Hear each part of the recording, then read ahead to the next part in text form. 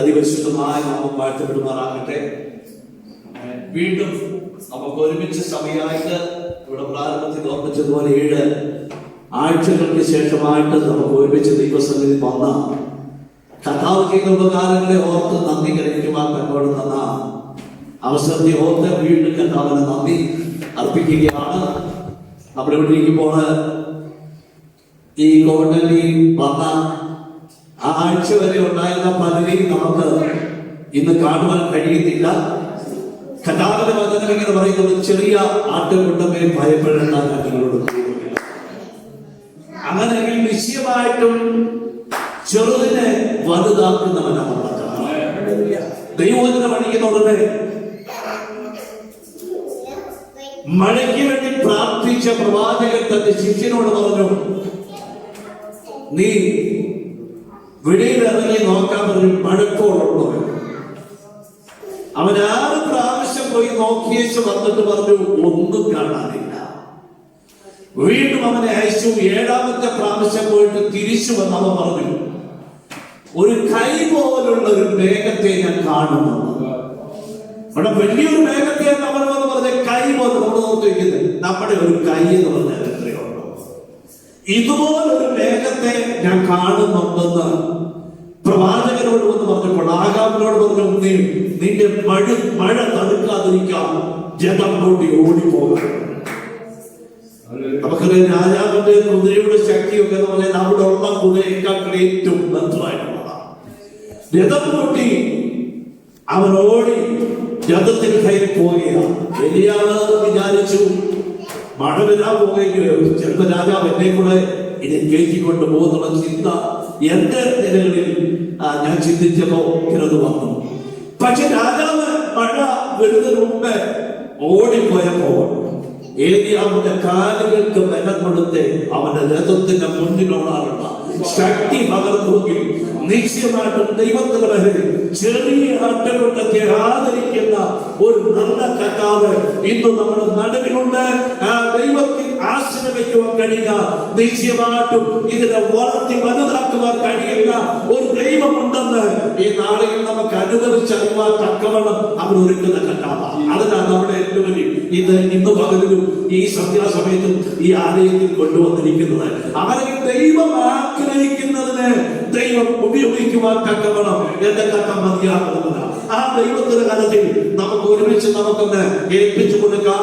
വചനം ചിന്തയിലേക്ക് ഏർപ്പെട്ട് എല്ലാവരും സാക്ഷ്യം പറഞ്ഞത് ഞാനും ഒരു മിനിറ്റ് കൊണ്ട് സാക്ഷ്യം പറഞ്ഞിട്ട് വചനത്തിലേക്ക് പ്രവേശിക്കുവാൻ വേണ്ടി ഞാൻ താല്പര്യപ്പെടുകയാണ്. നമുക്കറിയാം, ഇവിടുന്ന് ശാന്തിമായിട്ടുള്ള നമ്മുടെ ആ പ്രയാസങ്ങൾ വന്നു. ചില ദിവസങ്ങളൊക്കെ ഞങ്ങളെ പിടിച്ചൊക്കെ നിന്ന് നോക്കി. എന്നെ സംബന്ധിച്ചിടത്തോളം ഒരു 5-8 വർഷമായിട്ട് ഓക്സിജന്റെ അളവ് പലപ്പോഴും കുറഞ്ഞു പോകുന്ന ഒരു അനുഭവമുള്ളത് കൊണ്ട് ഞാനൊരു ചെറിയ മെഷീൻ വെച്ചാൽ രാത്രി ഓടുന്നത്. അപ്പൊ അത് അളവിനെ തുലനം ചെയ്തോളൂ. അപ്പൊ അങ്ങനെ ഇരിക്കുമ്പോഴാ ഈ കോവിഡ്-19 പ്രയാസം വന്നത്. ചില ദിവസങ്ങൾ കഴിഞ്ഞപ്പോ ശരിക്കൊന്നും വർത്തമാനം പറയാൻ കഴിയുന്നില്ല. അതുവാണെങ്കിൽ ആൾപ്പാടെ ഭാരപ്പെട്ടു എപ്പോഴും ചോദിക്കും, പപ്പ എങ്ങനെയുണ്ട്.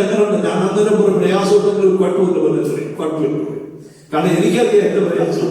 കാരണം ഞാനിവിടെ വന്നിട്ട് അവരെ ബുദ്ധിമുട്ടിക്കണ്ടായിട്ടോ അതുകൊണ്ടാണ് ഞാൻ പറയുന്നത്.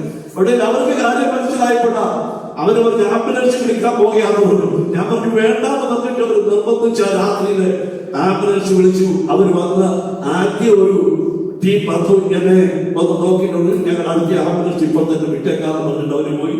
ഒരു 10-15 മിനിറ്റ് കഴിഞ്ഞപ്പോ ആംബുലൻസ് വന്ന് കിട്ടിയ ഡ്രസ്സൊക്കെ ബാഗിനകത്ത് എടുത്ത് സുജം വെച്ച് തന്നു. അതുമായിട്ടൊക്കെ പോവുകയായിരുന്നു. അവിടെ ചെന്ന് 2 ദിവസം ആദ്യം ഒരു ഹോസ്പിറ്റലിൽ ചെന്നു. അവർ ഒത്തിരി ഏതാണ്ട് ട്രീറ്റ്മെന്റ് പരിശോധനയൊക്കെ നടത്തിയിട്ട് 2 ദിവസം ഓക്സിജൻ ഇട്ട് അവിടെ അഡ്മിറ്റ് ആക്കി. ആ 2 ദിവസം കഴിഞ്ഞ അല്പം വ്യത്യാസം വന്നു കഴിഞ്ഞപ്പോഴത്തെ പിന്നെ ആലീസ് ഹോസ്പിറ്റലിലേക്ക് മാറ്റി. അങ്ങനെ 2 ഹോസ്പിറ്റലായിട്ട് 9 ദിവസം അവിടെ കിടന്നു. ആലീസ് ഹോസ്പിറ്റലിൽ വന്നപ്പോഴത്തേക്ക് എനിക്ക് ഒത്തിരി ഭയമൊക്കെ മാറി. അതിന് മുമ്പ് എനിക്ക് ഇച്ചിരി ഭയം ഉണ്ടായിരുന്നു, മാറ്റപ്പെട്ടു പോകുന്നുള്ള ഒരു പ്രയാസം. അങ്ങനെ വന്ന് പക്ഷേ ദൈവത്തിൽ ആശ്രയിച്ചിട്ടാണ് എന്റെ എണ്ണവും വനവും കണക്കുന്നവർ എന്നേക്കാൾ അത്യാവശ്യം. അത് കണ്ടു കഴിയുമ്പോഴത്തേക്ക് ആകപ്പാടെ മാറി പെട്ടെന്ന് നമ്മൾ പിന്നെ അടുത്ത ഹോസ്പിറ്റലിലേക്ക് കൊണ്ടുപോയി ഞാൻ രക്ഷപ്പെടാൻ അപ്പൊ ദൈവമാണ് എന്നോട് കൂടെ ഉണ്ടാകുക. കർത്താവ് എല്ലാവരും പ്രാർത്ഥിക്കുന്നുണ്ട്. ഇവിടെ കർത്താവ് തങ്ങളെ ഓർക്കുന്ന ദൈവമാണ്. കർത്താവ് ലാസ്റ്റ് കുടുംബമൊക്കെയാണ് ഹോസ്പിറ്റലിലൊക്കെ എന്നെ വിളിച്ച് ക്ഷേമത്തിൽ എങ്ങനെയുണ്ട്. അപ്പോൾ എനിക്ക് അങ്ങോട്ട് മറുപടി അല്പനിമിഷത്തെ ദൈവോചന ചിന്തയ്ക്ക് വേണ്ടി നമുക്കൊരു വേദഭാഗം വായിക്കാൻ നമുക്ക് പരിചയമായിരിക്കുന്ന വേദഭാഗങ്ങളാണ് ചിന്തിക്കുന്നത്. ലൂക്കോസിന്റെ സുവിശേഷം 9-ാം അധ്യായത്തിന്റെ 62-ാം വാക്യം, അവസാനത്തെ വാക്യം ഒരാൾക്ക് ശബ്ദം ഉയർത്തിയ വാക്യം. ലൂക്കോസ് 9-ന്റെ 62-ാം വാക്യം. യേശു അവനോട്, കലപ്പയ്ക്ക് കൈവച്ച ശേഷം പുറകോട്ട് നോക്കുന്നവരാരും ദൈവരാജ്യത്തിന് കൊള്ളാവുന്നവരല്ല എന്ന് പറഞ്ഞു. യേശു അവനോട് കലപ്പയ്ക്ക് കൈവച്ച ശേഷം പുറകോട്ട് നോക്കുന്നവനാരും ദൈവരാജ്യത്തിന് കൊള്ളാകുന്നവനല്ല.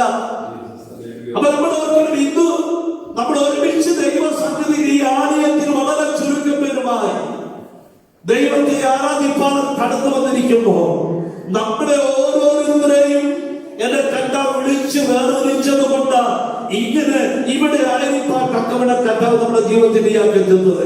അതുകൊണ്ട് എന്നോടും നിങ്ങളോടും നമുക്കൊന്ന് ധൈര്യത്തോടെ പറയാൻ കഴിയണം, നെഞ്ചത്ത് കൈവച്ചുകൊണ്ട് പറയാൻ കഴിയണം, എന്റെ കർത്താവിന് വേണ്ടി ഞാൻ ഇറങ്ങി തിരിച്ചു. ആ കടപ്പയ്ക്കൊന്ന് കൈകൊടുത്ത വ്യക്തിയാണ് ഞാൻ. അതുകൊണ്ട് ഇനി പുറകേക്ക് ഒന്ന് തിരിഞ്ഞു നോക്കിയാൽ എന്റെ ദൈവത്തിന്റെ രാജ്യത്തിന്, ദൈവത്തിന്റെ മഹത്വത്തിന് ഞാൻ കൊണ്ടാട്ടങ്ങളായി മാറുവാൻ ഇടയായി തീരും. അതുകൊണ്ട് ദൈവത്തെ ഞാൻ സംസാരിക്കുന്ന ദൈവത്തിനെ നമ്മുടെ ഓരോ ചുവടുകളും ഇന്ന് നോക്കാറ് ആ യേശുവിനെ നോക്കിക്കൊണ്ട് ഒന്ന് വെക്കുവാൻ കഴിയുമെങ്കിൽ ഒരിക്കലും പരാജയം സംഭവിക്കുവാൻ ദൈവം നമ്മുടെ ജീവിതത്തിൽ അനുവദിക്കുന്ന ദൈവമല്ല.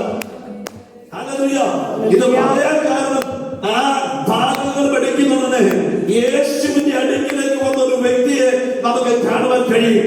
അതിന്റെ 57-ാം വാക്യത്തിൽ ഒരു മനുഷ്യനെ കുറിച്ചുള്ളത്, ഒരുത്തൻ യേശുവിന്റെ അടുക്ക വന്നിട്ട് പറയാ, ഞാൻ നിന്നെ അനുഗമിക്കാമെന്ന് പറഞ്ഞു. അവിടെ പേര് പറയുന്നില്ല. 3 വ്യക്തികളെ ആ ഖണ്ഡികയിൽ എടുത്ത് പറയുന്നുണ്ട്. ഒരുത്തൻ, മറ്റൊരുത്തൻ, വേറൊരുത്തൻ, ഇങ്ങനെ 3 പേരുകളാ അവിടെ പറയുന്നത്. ഓർക്കട്ടെ, ഒരുത്തൻ എന്ന് പറയും ഞാൻ നിന്നെ അനുഗമിക്കാമെന്ന് യേശുവിനോട് പറയുമ്പോൾ യേശു പറയുന്നു, കൂടുനരികൾക്ക് കുഴിയുണ്ട്, പറവകൾക്ക് ആകാശമുണ്ട്, ഇതൊക്കെ മനുഷ്യപുത്രനോ തല ചായ്ക്കുവാൻ ഇടമില്ലെന്ന് പറഞ്ഞപ്പോ അവൻ അവനെ വിട്ടുപോയി. വേറൊരുത്തനെ വിളിച്ചു. അവൻ പറയാ, ഞാൻ നിന്നെ അനുഗമിക്കാം. യേശു പറഞ്ഞു, നീ എന്നെ അനുഗമിക്കാൻ പറഞ്ഞു. അപ്പൊ അവൻ പറഞ്ഞ മറുപടി എന്ന് പറഞ്ഞു, എന്റെ അപ്പനെ അമ്മയ്ക്ക് ഞാൻ പോയി കുഴിച്ചിട്ടിട്ടുണ്ട്. ഈ കുഴിച്ചിട്ടവനെ മനുഷ്യരുടെ കുഴിച്ചിട്ടതൊക്കെത്തുള്ളൂ. അതുവരെ ഒന്ന് കാത്തിരിക്കാൻ യേശുവിനോട് പറയാം. അപ്പൊ യേശു പറഞ്ഞൊരു കാര്യമുണ്ട്, മരിച്ചോർക്കാൻ നിങ്ങളെ തന്നെ കുഴിച്ചിട്ടുണ്ട്, നീയോ എന്നെ അനുഗമിക്കാം. ഹല്ലേലൂയ. അപ്പൊ മറ്റൊരുത്തൻ, 3-ാമത്തവൻ യേശു പറഞ്ഞു, നീ എന്നെ അനുഗമിക്കാൻ പറഞ്ഞു. അങ്ങനെ അവരും ചില ഒഴുകൊഴുകൾ പ്രതി കഴിയപ്പെടാം. യേശു 62-ാം വാക്യത്തിൽ ഇങ്ങനെ വന്നത് എന്തുവാ, കലപ്പയ്ക്ക് കൈവച്ച ശേഷം പുറകോട്ട് നോക്കുന്നവനാരും ദൈവരാജ്യത്തിന് കൊള്ളാകുന്നവരല്ല. എനിക്കറിയാം സമയം എന്റെ മുമ്പിൽ എത്രയുള്ളതെന്നുള്ളത്. പക്ഷെ ഈ കാര്യങ്ങളൊക്കെ പറയണമെങ്കിൽ ഒത്തിരി സമയമാണ് ഞാൻ ഇപ്പോൾ പറയുന്നത് പോലെ.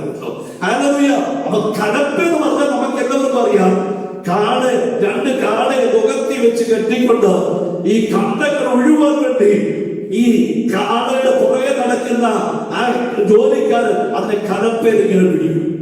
ആ കലപ്പ പിടിച്ചിട്ട് ഇങ്ങനെ ഒഴുതുകൊണ്ട് ആ നിലം ഒരുക്കുന്നത് പോലെ അവരത് പുറകോട്ട് നോക്കിയാൽ അവരെ ട്രാക്ക് തെറ്റുവരാൻ ഇടയായിരുന്നു. എന്ന് പറഞ്ഞാൽ ഒഴുക്കിന്റെ ആ ലൈൻ മാറിപ്പോകും. അവ ശരിക്കും നിലം പാകപ്പെടുത്തിയിരിക്കാൻ കഴിയത്തില്ല. അപ്പൊ ദൈവത്തിൽ ഞാൻ 2 ഭാഗങ്ങൾ നിങ്ങളെ അതിനോടനുബന്ധിച്ച് ഓർപ്പിക്കുവാൻ വേണ്ടിയാ ആ വാക്യം വായിക്കുമെന്ന് കൊടുക്കണത്. 1 രാജാക്കന്മാരുടെ പുസ്തകം 19-ാം അധ്യായത്തിന്റെ 20-21 വാക്യങ്ങൾ ഒന്ന് ശബ്ദത്തിൽ വായിക്കാം. 1 രാജാക്കന്മാരുടെ പുസ്തകം 19-ാം അധ്യായം 20-21 വാക്യം. അവൻ കാളിയെ വിട്ട് ഏലിയാവിന്റെ പിന്നാലെ ഓടി, ഞാൻ എന്റെ അപ്പനെയും അമ്മയെയും ചുമച്ചു കൊള്ളട്ടെ, അതിനുശേഷം ഞാൻ എന്റെ പിന്നാലെ വരാമെന്ന് പറഞ്ഞു. അതിന് അവൻ പോയി വരിക, എന്നാൽ ഞാൻ നിനക്ക് എന്ത് ചെയ്തിരിക്കുന്നു എന്ന് ഓർക്ക എന്ന് പറഞ്ഞു. അങ്ങനെ അവൻ അവനെ വിട്ടു ചെന്ന് ഒരേ കാളയെ പിടിച്ച് അറുത്ത് കാളയുടെ മരക്കോപ്പ് കൊണ്ട് മാംസം പാകം ചെയ്ത് ജനത്തിന് കൊടുത്തു. അവൻ തിന്നു. പിന്നെ അവൻ എഴുന്നേറ്റ് ഏലിയാവിന്റെ പിന്നാലെ ചെന്ന് അവന്റെ ശുശ്രൂഷകനായി തീർന്നു. അപ്പൊ ആ ഭാഗം പിടിക്കുന്നവന് എലീശായെ ദൈവം പിടിക്കുന്ന ഒരു വിളിയെ കുറിച്ച് അവിടെ കാണാൻ കഴിയും. നമ്മളൊക്കെ ഒഴിവാക്കിയെന്നായിരുന്നു. നിങ്ങളുടെ മറന്നു, അതുകൊണ്ടാണ് പലരും അത് മറന്നിട്ടെങ്കിൽ തപ്പിരിക്കുന്നുണ്ടാണ്. കലപ്പയ്ക്ക് കൈവച്ച ശേഷം പുറകോട്ട് നോക്കുന്നവൻ ആരും ദൈവരാജ്യത്തിന് കൊള്ളാവുന്നതല്ല. അപ്പൊ ഇവിടെ എലീശായെ തെരഞ്ഞെടുക്കുന്ന ഒരു തെരഞ്ഞെടുപ്പിനെ നമുക്ക് ഇവിടെ കാണാൻ കഴിയും. ഏലിയാവ് തന്റെ ശുശ്രൂഷയുടെ അവസാന സമയങ്ങളിലേക്ക് വരുന്നത് എലീശയെ തെരഞ്ഞെടുക്കുവാൻ കണ്ട സാഹചര്യം നമുക്ക് ദൈവത്തിൽ പഠിക്കുമ്പോൾ കാണാൻ കഴിയും. അവന്റെ അപ്പന്റെ വയലിൽ ഒഴിവിച്ചുകൊണ്ടിരിക്കുന്ന പല വ്യക്തികളുണ്ട്. അവതരം പഠിക്കുമ്പോൾ 12ാമത്തെ ഏൽക്കാളെ തെളിച്ചുകൊണ്ടിരിക്കുന്ന എലീശയെ ഏലിയാവ് കണ്ടെത്തി. എന്ന് പറഞ്ഞാൽ 12ാമത്തെ എന്ന് പറഞ്ഞാൽ 11 ജോഡിയെ മുന്നിൽ നയിച്ച് ഈ ദിനം ഒഴിവിക്കുമ്പോൾ ആ 11 പേരും വിട്ടുപോയ ഭാഗം സൂക്ഷ്മതയോടെ പരിശോധിച്ച് 12ാമത്തെ ഏൽക്കാളെ കൊണ്ട് അതിന്റെ വിടവുകളെ നികത്തി ആ ദിനത്തെ ശരിയായ നിലയിൽ ഉത്തരവാദിത്വത്തോട് ആ ജോലിയിൽ ഏർപ്പെട്ടിരിക്കുന്ന എലീശ എന്റെ ദൈവത്തിന് ആവശ്യമായിരുന്നത്. അതുകൊണ്ടാണ് ഏലിയാവിന്റെ പുതപ്പ് അവന്റെ മേൽ ഇടുവറിയേറ്റത്. ഇന്ന് മറക്കാതെ ദൈവത്തിന് പറഞ്ഞ് എന്നെ തെരഞ്ഞെടുത്തത് എന്റെ ദൈവത്തിന് ഒരു വലിയ ഉദ്ദേശമുണ്ട്. എന്റെ കാട്ടിൽ നമ്മുടെ കാട്ടിൽ ശക്തന്മാരായ പഠനമുള്ളവരായ ജ്ഞാനികളായ കുലീനമുള്ളവരായ അനേകം വ്യക്തികൾ ഈ ദേശത്തുണ്ടായിരുന്നപ്പോൾ അതിന്റെ നടുവിന് എന്നതിനെ കൊണ്ടാമെന്ന് കണ്ടതുകൊണ്ട് എന്റെ കണ്ണാവ് എന്നതിനെ അഭിഷേകം ചെയ്ത് പുറത്തു കൊണ്ടുവരത്തക്കവൻ ഇടയാക്കുന്നത്. അതുകൊണ്ട് എന്റെ പിടി ഈ നാളുകൾ മനസ്സിലാക്കിക്കൊണ്ട് ഒരിക്കലും ആ കൈ അത് കരത്തേക്ക് കൊടുത്തിട്ട് പുറമോട്ട് നോക്കുവാൻ ഇടയാകാതെ ലക്ഷ്യത്തിലേക്കൊന്ന് നോക്കുവാൻ അത് കഴിയുമെങ്കിൽ എന്നതിന് അത് ലക്ഷ്യം പൂർത്തീകരിക്കുവാൻ എന്റെ ദൈവം ഒരുക്കുന്നത്. ഏലിയാവിന്റെ പുതപ്പ് എലീശയുടെ മേൽ വീട് കഴിഞ്ഞപ്പോൾ അവൻ ഏലിയാവിനോട് അനുവാദം ചോദിച്ചു. അവന്റെ അപ്പനോടും അമ്മയോടും യാത്ര ചോദിക്കുവാൻ അവൻ പറഞ്ഞു, നീ പോയി വരണം എന്ന് പറഞ്ഞ് അവനെ അയക്കുമ്പോൾ ഒരു കാര്യം കൂടെ ഏലിയാവ് അവനോട് പറഞ്ഞ ഒരു കാര്യമുണ്ട്. ഞാൻ നിനക്ക് ചെയ്തത് നീ ഓർത്തു വരണം. അതുകൊണ്ടൊന്ന് വായിക്കുമ്പോ വാക്യം 20-21 വാക്യം. അവൻ കാളയെ വിട്ട് ഏലിയാവിന്റെ പിന്നാലെ ഓടി, ഞാൻ എന്റെ അപ്പനെയും അമ്മയെയും ചുംബിച്ചു കൊള്ളട്ടെ, അതിന് ശേഷം ഞാൻ നിന്റെ പിന്നാലെ വരാമെന്ന് പറഞ്ഞു. അതിന് അവൻ പോയി, എന്നാൽ ഞാൻ നിനക്ക് എന്ത് ചെയ്തിരിക്കുന്നു എന്ന് ഓർക്ക എന്ന് പറഞ്ഞു. അപ്പോൾ ഓർക്കണമേ, ഇന്ന് പകൽക്കാലം എന്നെ കണ്ട വിളിച്ച് അത് വേർതിരിച്ചപ്പോൾ ചില ആലോചനകളെ കണ്ണ് ചില വൈദ്യുതിക അത് വാഴ്ചകളെ കണ്ണ് ഇറങ്ങി കൊണ്ടുവന്നവങ്ങൾ നീ അത് മറക്കാതല്ല. ദൈവം എനിക്ക് നിനക്ക് ചെയ്തത് ഓർക്കുവാൻ ഇടയാക്കിയിരുന്നത്. ദൈവത്തിന്റെ ദൈവം ഓർത്തത് കൊണ്ടാണ് നമ്മളെ ഈ ജർമ്മനി കൊണ്ടുവരുവാനിടയായിട്ടത്. ദൈവം നമ്മളോട് ചെയ്ത വാഗ്ദത്തങ്ങൾ ഒരിക്കലും അവൻ മറന്നു കളയുന്ന ദൈവമല്ല. അവൻ തക്ക സമയത്ത് എല്ലാ കാര്യങ്ങളും അവൻ നന്നായി ചെയ്യുവാൻ തക്കവനും എന്റെ തക്ക മതിയാകുന്നവന് ഈ വാഗ്ദത്തം ഈ അഭിഷേകത്തിന്റെ പുതപ്പ് ദൈവിക അന്നപ്പാട് ഏലീശയുടെ മേൽ വന്നു കഴിഞ്ഞപ്പോൾ അവനോട് ചെന്ന് അപ്പനോടും അമ്മയോടും യാത്ര ചോദിച്ചു വന്നിട്ട് അവൻ ചെയ്തൊരു പദ്ധതിയുണ്ട്. ആ പദ്ധതിയുടെ കാളയെ ഒഴിവിച്ചുകൊണ്ടിരുന്ന കാളയെ പിടിച്ച് അവൻ കണ്ടമായി അതിനെ നുറുക്കി അതിന്റെ മരത്തോപ്പ് കൊണ്ട് അവൻ അതിനെ പാകം ചെയ്യുവാനായിട്ട് ഇടയാക്കി. ഇതിന് പിന്നീടൊരു മർമ്മമുണ്ട്. ഈ 12ാമത്തെ കാളയെ പിടിച്ച് അതിനെ പാകം ചെയ്യുവാൻ ഉപയോഗിച്ചത് എന്താണെന്നറിയാമോ? അതിന്റെ മുകളിൽ ഇതിന്റെ നുകത്തി വെച്ചിട്ട് അതിനെ തെളിച്ച് നടക്കാൻ ഉപയോഗിച്ച മരക്കോ അത് മുഴുവൻ തല്ലി പൊട്ടിച്ച് അത് കത്തിച്ച അതിനെ പാകം ചെയ്യാൻ കഴിയുന്നത്. ഇനി ഏലീശ ചിന്തിക്കുക, ഈ ഏലിയാവ് പറഞ്ഞ കാര്യം ഒന്നും നടക്കുന്ന കാര്യമല്ല. അത് എന്റെ ജീവിതത്തിൽ ഒരു പരാജയമാണ് സംഭവിച്ചത് എന്ന് പറഞ്ഞ് തിരികെ വന്നു കഴിഞ്ഞാൽ അവന്റെ കാളയുമില്ല, ആ മരക്കോപ്പുമില്ല, അവന്റെ മുഴുവൻ ദൈവനാമത്തിന്റെ മഹത്വത്തിന് വേണ്ടി, ദൈവത്തിന്റെ ശിവനിക്ക് വേണ്ടി അവൻ അവന്റെ മുഴുവൻ തകർത്തുകൊണ്ട് എന്റെ കർത്താവിന് വേണ്ടി ഒരു പ്രവാചകൻ സ്വർഗം അവനെ ഉപയോഗിച്ചുകൊണ്ട് ദൈവത്തിന് വന്നു പറയാം. അതുകൊണ്ട് കലപ്പയ്ക്ക് കൈവത്തുകൊണ്ട് പുറമോട്ട് നോക്കുന്നവർ ആരും ദൈവരാജ്യത്തിന് കൊണ്ടാകുന്നവരല്ലെന്ന് സുവിശേഷകരെ പറയുമ്പോൾ ഇന്ന് മകക്കാലം എന്റെ വിളിച്ചവനെയും അത് തെരഞ്ഞെടുപ്പ് ഉറപ്പാക്കാൻ കഴിയുന്നവർ മാത്രമേ ദൈവത്തിന്റെ ഹിതം നമ്മുടെ ജീവിതത്തിൽ കൂടെ നിറവേറപ്പെടുവാൻ കഴിയുന്നു. ഇവിടെ ഓർക്കണമേ, ഏലിയാവിൽ പകർന്ന ആത്മാവിന്റെ ഇരട്ടി ശക്തി ഏലിയാവ് 7 അത്ഭുതങ്ങളെ ചെയ്യുമെങ്കിൽ ഏലിശയുടെ 14 അത്ഭുതങ്ങളെ ചെയ്യുവാൻ സ്വർഗത്തിലെ ദൈവം ഇടയാക്കി. നമുക്കറിയാം, വചനം പഠിക്കുമ്പോൾ 13 അക്ഷരീയമായി ചെയ്തിട്ടുള്ളൂ, എങ്കിലും 14ാമത്തെ ഒരു അത്ഭുതം നമുക്ക് കാണാൻ കഴിയുന്നത് ഏലീശയെ, അത് ഏലീശയുടെ ശവം ഒരു ശവക്കൊട്ടയ്ക്കകത്ത് അല്ലെങ്കിൽ കല്ലറയ്ക്കകത്ത് ചെന്ന് വീണപ്പോൾ അവിടെ കിടന്ന് അസ്ഥി ജീവിക്കുവാൻ ഇടയാക്കുന്നു. അങ്ങനെ 14ാമത്തെ അത്ഭുതം ഏലീശയുടെ ദൈവം ചെയ്യുന്നുവെങ്കിൽ എന്റെ വിളിച്ചതിന് എന്റെ ദൈവത്തിന് ഉദ്ദേശമുണ്ട്. ഈ നാളുകളില്, ഈ കൊറോണ സീസണില് അനേകരും വിട്ടുപോയാലും അനേകരും മടങ്ങി വന്നില്ലെങ്കിലും ഇന്ന് ആൾക്കാർ ഇവരെ വിളിക്കുന്ന ദൈവത്തിന് വരെ വിശ്വത്തോടെ നിൽക്കുന്ന ദൈവത്തിന് വരെ എന്റെ ജീവിതത്തിലൂടെ ദൈവത്തിന് ഒരു വൻകാര്യങ്ങൾ ചെയ്യുവാൻ അത് പദ്ധതിയുണ്ട്. ആ പദ്ധതിക്ക് വേണ്ടി ഞാൻ ഏർപ്പിക്കുന്നത് നിശ്ചയമായി അത് കഴിഞ്ഞ നാളുകളേക്കാൾ ദൈവത്തിന്റെ അധിക ഗുണങ്ങൾ അവൻ കാത്ത് അവൻ വളർത്തുവെത്തവരും എന്റെ കർത്താവിനെയാണ്.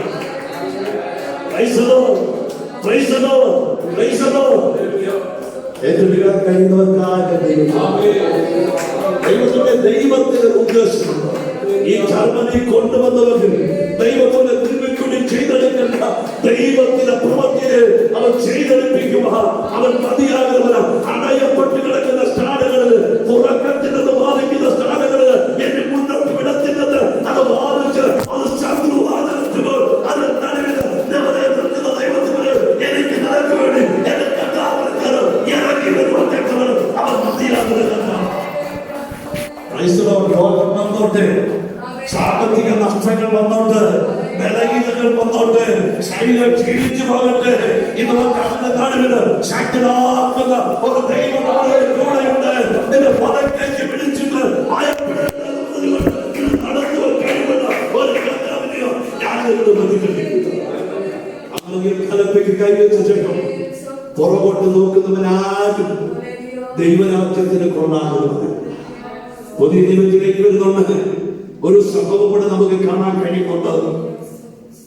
യോഹന്നാന്റെ സുവിശേഷം 21-ാം അധ്യായത്തിന്റെ 3 മുതലുള്ള വാക്യങ്ങൾ പെട്ടെന്ന് വായിച്ചാൽ ശിമോൻ പത്രോസ് അവരോട്, ഞാൻ മീൻ പിടിക്കാൻ പോകുന്നു എന്ന് പറഞ്ഞു.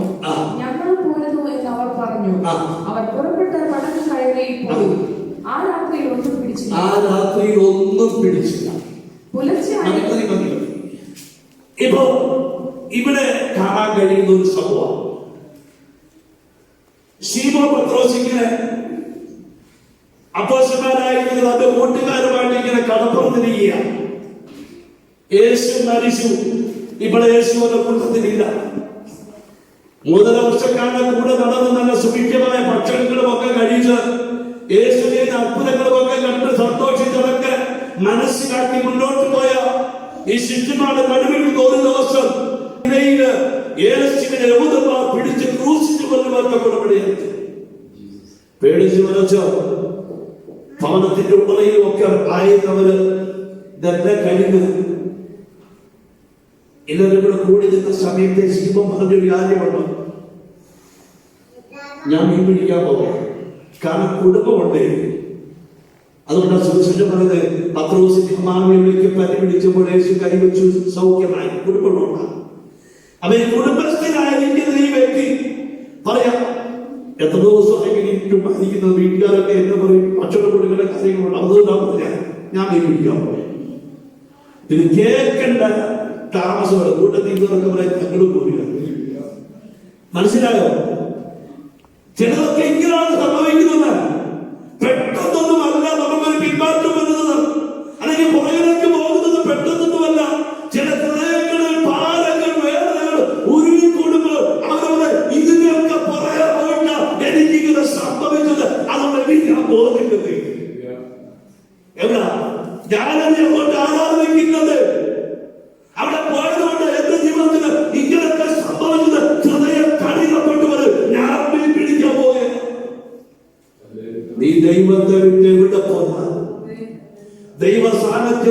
നഷ്ടപ്പെടുത്തി എവിടെ പോയാൽ രാത്രി മുഴുവൻ നിന്റെ ജീവിതത്തിൽ PhD എടുത്തിട്ട് ദൈവത്തിലെ അവിടെ ആ പ്രവൃത്തിക്ക് വേണ്ടി നീ പോയാലും അവിടെ ഒരു ശൂന്യത മാത്രമേ നിന്റെ ജീവിതത്തിൽ അനുഭവിക്കാൻ കഴിയത്തുള്ളൂ. ഈ ശിഷ്യന്മാരോട് ചോദിച്ചാൽ അവർ PhD എടുത്തവരാ. ഗലീല കടലും മുഴുവൻ അവർ നന്നായി പഠിച്ചിട്ടുള്ളവരാ. ആ രാത്രി യേശുവിനെ വിട്ടിട്ട് അവരുടെ പടലും വലയും എടുത്തുകൊണ്ട് അവർ ഇറങ്ങി തിരിച്ചു. പക്കയിൽ ഒരു പ്രയോജനമില്ല, ഒരു കട്ടുത്തെ പോലെ കിട്ടാതെ ആ രാത്രി ക്ഷീണിച്ച് അവശരായി അവർ കരയിലേക്ക് വരിക.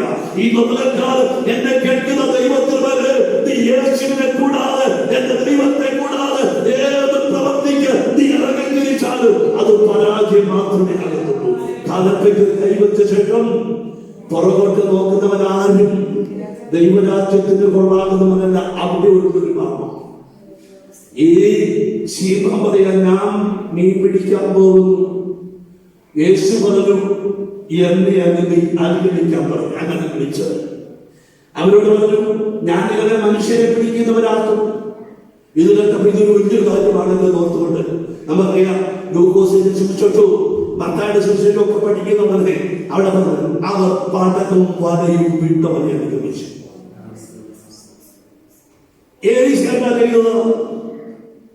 കാളെ അറുത്തും ഇനി മുഴുവൻ അതില്ല.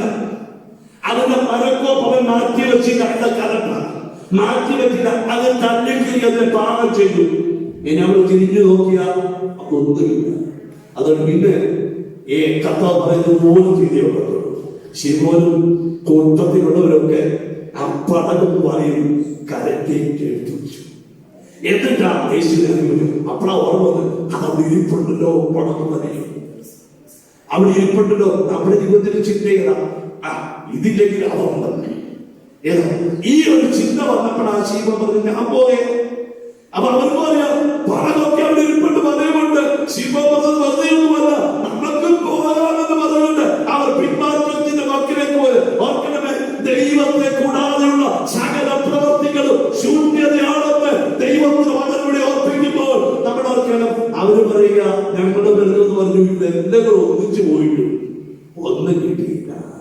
നല്ല യേശു അവരെ കഷ്ടപ്പാടും വേദനയും കണ്ടിട്ട് മറന്നവരല്ല ദൈവം. ഇന്ന് പകർക്കത് എന്നെ നന്നായിട്ട് അറിയുന്നൊരു കണ്ടാവും. ഈ ചെറിയ ഒരു കൂട്ടമായി ഇന്ന് ഇവിടെ ഇരിക്കുന്നവർക്ക് ദൈവത്തിന്റെ സ്നേഹം എത്രമാത്രം ആഴമുള്ളതാണെന്ന് നമ്മൾ മറന്നു പോകരുത്. യേശു എന്നോട് അടുത്ത് വന്നിട്ട് ചോദിക്കും, കുഞ്ഞുങ്ങളെ കൂട്ടുകാർ വല്ലതുമുണ്ടോ എന്ന് ചോദിക്കുമ്പോൾ എന്തുകൊണ്ട് നമുക്ക് ഒന്ന് മറുപടി കൊടുക്കാൻ പറയാ ഞങ്ങൾക്കൊന്നുമില്ല. രാത്രി മുഴുവൻ അധ്വാനിച്ചിട്ടു ഞങ്ങൾക്കൊന്നും ലഭിച്ചില്ല. എന്നാൽ യേശു അവർ സ്നേഹിക്കുന്നത് കൊണ്ട് പറയാ നിങ്ങൾ ആഴത്തിലേക്ക് നീക്കി അത് മീൻപിടുത്തത്തിനാൽ വലയിറക്കുന്ന വന്നപ്പോൾ യേശുവിന്റെ വാക്കിന് അവർ വലയിറക്കി ഒരു വലിയ പെരുത്ത മീൻകുണ്ടത്തെ അവർക്ക് നൽകിയെങ്കിൽ ഈ തുറക്കാർ നിന്റെ കഷ്ടപ്പാട് മാറ്റുക, നിന്റെ വേദന മാറ്റുക, നിന്റെ ഹൃദയത്തിന്റെ പാടകൾ മാറ്റുക. ഈ തുറക്കാരന്റെ യേശു. അതുകൊണ്ട് വിടേണ്ടതിനെയൊക്കെ വിട്ട് യേശുവിനെ അടുക്കുക. ഒരു മനസ്സോടെ നമുക്ക് ചെയ്യാൻ കഴിയുന്നത് അവർ വലിയ വിജയം പ്രാപിക്കാൻ നിൽക്കണം നമ്മുടെ കർത്താവ്. ഞാൻ വാക്യങ്ങൾ വായിപ്പിക്കുന്നതിന്റെ സമയം ചെയ്യുക. നമ്മൾ ഓർക്കണം, അപ്പോസ്തല പ്രവൃത്തിയുടെ പുസ്തകം പഠിക്കുമ്പോൾ 2-ാം അധ്യായത്തിനും 3-ാം അധ്യായത്തിനും ഒക്കെ നമ്മൾ കാണും ഒരു മനസ്സോടെ പ്രാർത്ഥിച്ചപ്പോൾ ദൈവം അവിടെ അത്ഭുതങ്ങളെ ചെയ്തു. 2-ാം അധ്യായത്തിൽ പറയാ അത് ശിമോൻ മറ്റ് 11 പേരോടുകൂടെ എഴുന്നേറ്റ് നിന്ന് ശുശ്രൂഷിച്ചപ്പോൾ 3000 പേര് രക്ഷിക്കപ്പെടുവാൻ ഇടയായിട്ടത്. പത്രോസ് തന്നെയല്ല, അല്ലെങ്കിൽ ശിമോൻ തന്നെയല്ല അവിടെ ശുശ്രൂഷിച്ചത്. അവർ 11 പേര് ഒരുമിച്ച് ശുശ്രൂഷിച്ചു. അങ്ങനെ ഐക്യതയുടെ ശുശ്രൂഷ ഒരു വലിയ വിജയത്തിലേക്ക് നടത്തുവാൻ തക്കവണ്ണം എന്റെ ദൈവം മതിയാകുന്നവര്. ഇന്ന് മുതൽക്കാലം ദൈവത്തിന്റെ സമയം എന്ന് പറയുന്നത് ഐക്യതയുടെ ഇന്ന് മുതൽക്കാലം ഒരു മനസ്സോടെ നിന്നുകൊണ്ട് ഈ കർത്താവിന്റെ നാമത്തെ ഉയർത്തുമ്പോൾ ദൈവരാജ്യത്തിലൂടെ നിൽക്കുമ്പോൾ അത് കഴിയുന്നവര് വലിയ അത്ഭുതങ്ങള് എന്റെ ദൈവം ചെയ്തു തന്ന് നമ്മളെ നടത്തുവാൻ എന്റെ കർത്താവ് മതിയാകുന്നത്.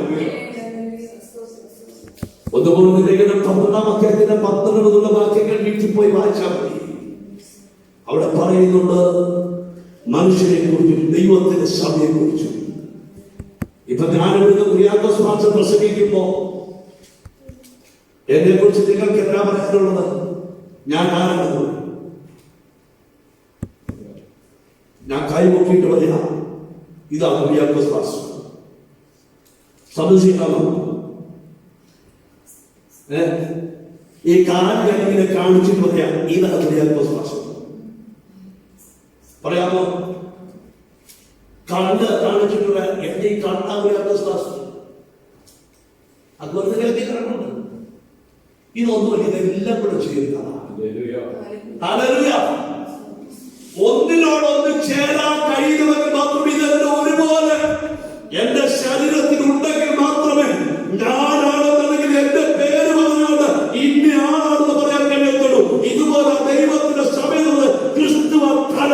അങ്ങനെ ഞാനെന്നെയും ആ ശരീരത്തിന്റെ ഓരോ അവയവങ്ങൾ അങ്ങനെ ഈ അവയവങ്ങൾ ഒന്നു ചേർന്ന് ദൈവത്തിനെ ഞാൻ അവിടെ നിൽക്കുമ്പോൾ ദൈവത്തിന്റെ സമയം പാടി നടക്കാൻ കഴിയുന്നത്.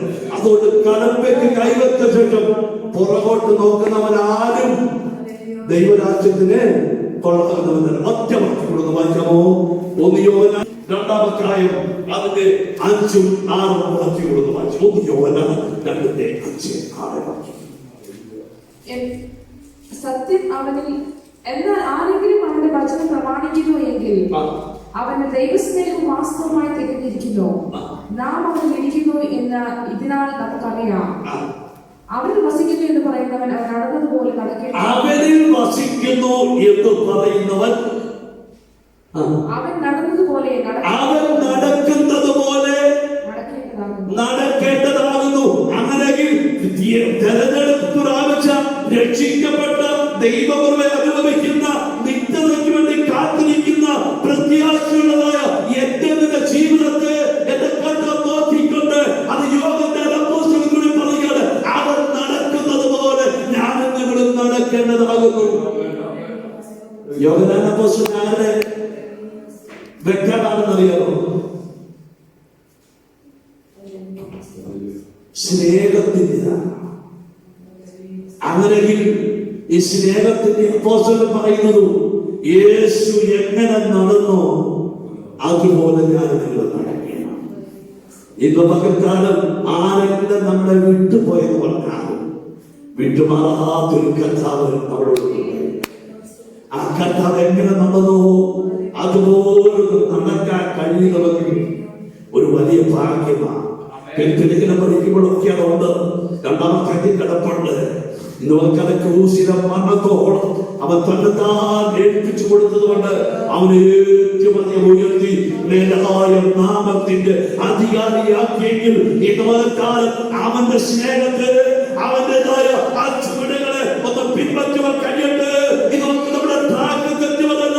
ലക്ഷ്യത്തിലേക്ക് നോക്കി ചുവടുകൾ വെക്കുവാൻ അത് കഴിയുന്നുവെങ്കിൽ ദൈവത്തിന് എന്നത് ആരും തീരേണ്ട സ്ഥാനത്ത് അവൻ കൊണ്ടെത്തിക്കുവാൻ മതിയാകുന്നത്.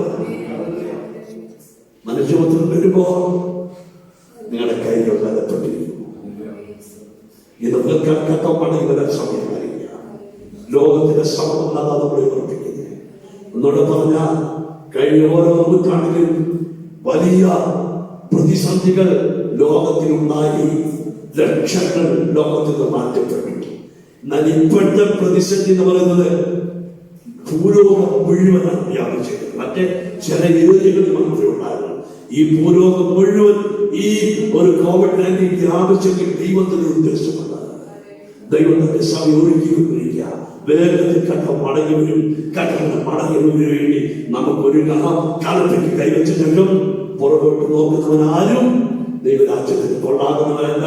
കണ്ടവരുടെ എല്ലാവരും ധാരണമായി അനുഗ്രഹിച്ചിട്ട് ഈ വചനം നമ്മുടെ ജീവിതത്തിൽ മറന്നു പോകാതെ ഓരോ നിമിഷവും കർത്താവേ ഞാൻ നിന്റെ കാലത്തേക്ക് കൈവച്ചു പുറകോട്ട് നോക്കുവാൻ എന്റെ ജീവിതത്തിനിടയാകുന്ന ആ ലക്ഷ്യത്തിലേക്ക് മാത്രം നോക്കുവാൻ എന്നെ ഒരുക്കിയെടുക്കണം എന്ന് നമുക്ക് മാത്രമായി പ്രാർത്ഥിച്ച് സമർപ്പിച്ചുകൊണ്ട് ദൈവം നമ്മളെ ഈ വചനങ്ങളാൽ അനുഗ്രഹിക്കുന്നതാണ്.